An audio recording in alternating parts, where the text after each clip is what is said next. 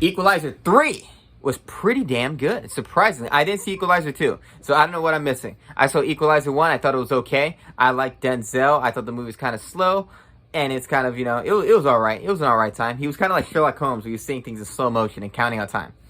What I like about this movie, what I don't like about this movie, I'll go don't like first because there's less of that, a little bit less of that.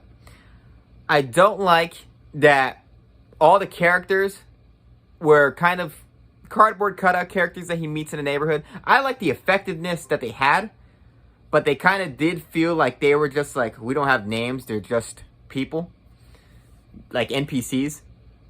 The villain himself, the main villain, he was not really a villain. He kind of felt like a thing.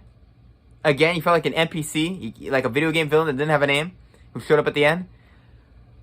And the way it ended, it was all right. They said it was like the last movie, and it was kind of a nice ending, but it didn't feel like it had a real conclusive ending. And I don't really care for Dakota Fanning's character.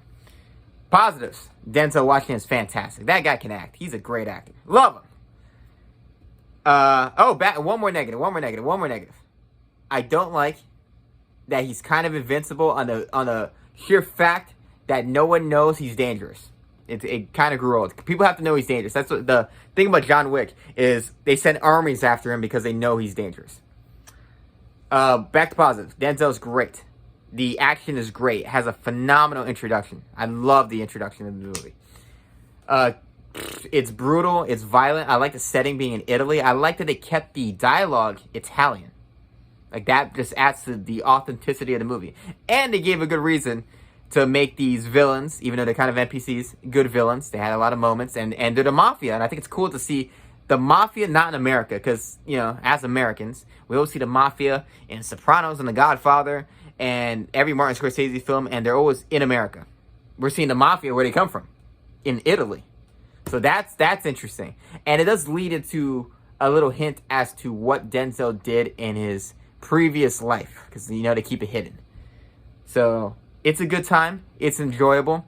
The action's few and far between. It's pretty much at the beginning and the end, but the whole middle of the movie, I think it does do a lot of good character work for Denzel and the characters who don't have names, but it does add to the reasonings and motivations of why he likes them and why he likes this city and his, longing for retirement.